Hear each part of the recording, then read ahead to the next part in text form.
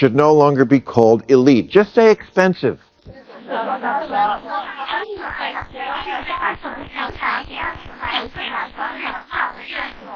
Which may be why they breed a particular brand of detestable graduate, a personality type that does not emerge from Chico State. Bill Maher just went straight for the jugular of woke elitism, targeting the Ivy League, and it was fireworks from start to finish. He didn't pull any punches. Maher, who's long criticized America's top universities for swapping logic with ideology, delivered a scathing takedown of these so-called ivory towers. Buckle up, this one's going to sting. Despising Israel became pretty much a requirement of the American left. It's colleges, elite colleges, the mouth of the river from which this and all manner of radical left, illiberal, yes, illiberal nonsense flows. Supporting all black, that is, segregated dorms, segregated graduation ceremonies and orientation programs, which occur on hundreds of campuses, is illiberal. So is the racism against Asian applicants. Maher didn't hold back for a second. He dropped a series of truth bombs on America's so-called woke universities, accusing them of dividing students instead of uniting them. And he's absolutely right. One of the greatest strengths of America has always been its diversity, a nation built from countless backgrounds, cultures, and races, all standing together under one flag. It's called the United States for a reason. Generations have fought, struggled, and sacrificed to build a country where people could stand shoulder to shoulder, regardless of skin color or creed. Yet today, our elite universities, the very institutions meant to shape the next generation of leaders, seem more focused on labeling students by identity and victimhood. Instead of promoting unity, they're fueling division. Maher simply said what millions have been thinking. This isn't progress, it's regression. Off of campus? When the First Amendment watchdog group Foundation for Individual Rights and Expression began ranking colleges based on their commitment to free speech and inquiry, Harvard came in dead last. There's only one set of acceptable opinions on campus, and it's policed hard. The old dorm room bull sessions? It's less risky shooting the shit in Scientology. Maher's absolutely right. Our colleges, especially the elite ones, were meant to be sanctuaries of free speech, open inquiry, and fearless intellectual debate.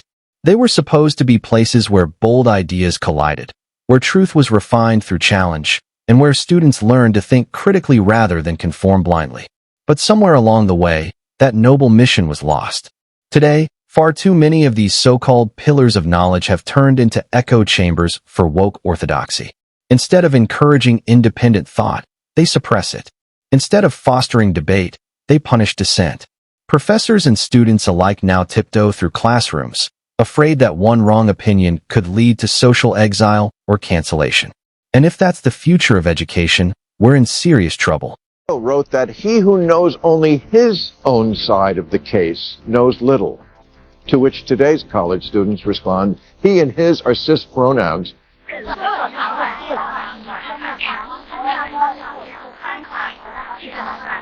That commit violence against queer and BIPOC communities, so who cares what John Stuart Mill says, whoever he is. Oh, and Thomas Jefferson was a slaveholder. He might have done some other stuff, but it wasn't on the test. Now, here's where things get really interesting and a bit uncomfortable. There was a time when universities were the breeding grounds for innovators, thinkers, and problem solvers. But today, far too many graduates struggle to think critically without first checking whether their thoughts align with the latest social narrative.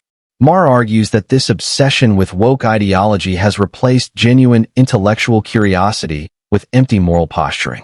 Instead of being taught to analyze, question, and create, students are being conditioned to deconstruct, to tear down every old institution and idea, no matter how valuable or relevant it still might be. It's no longer about understanding history. It's about rewriting it to fit a fashionable modern script. And in Maher's view, that's not education, it's indoctrination with a tuition bill attached. No longer be called elite. Just say expensive.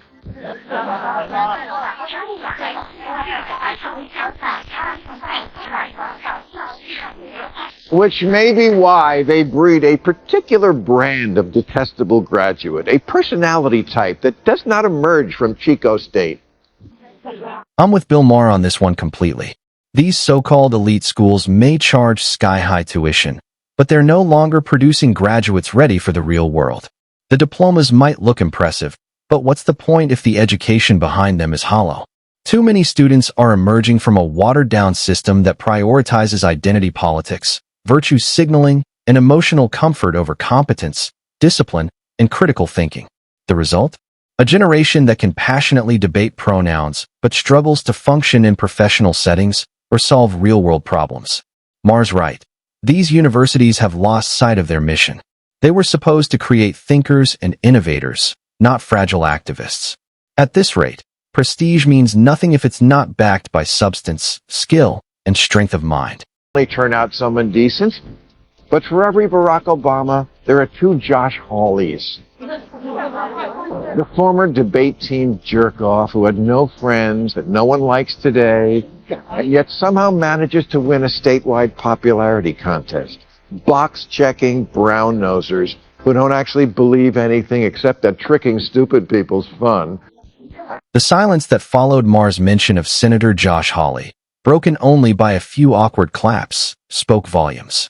It perfectly captured the unease that surfaces whenever politics collide with personal bias. Maher may not like Hawley, and that's fine. But disliking someone doesn't automatically make their supporters ignorant. People have different values, priorities, and heroes. Not everyone idolizes the same political figures. Some admire Hawley, others can't stand him. The same goes for Obama. Many Americans still believe he was one of the worst presidents in modern history. That's democracy, messy, loud, and diverse. Maher's opinion about Hawley, however sharp or stinging it may be, is still just that, an opinion. And the beauty of free speech is that it gives all of us, left, right, or center, the right to have one. These men like these, and the kids who signed the Harvard letter have nothing in common. Actually, I think they do. They all came out of an asshole factory. So,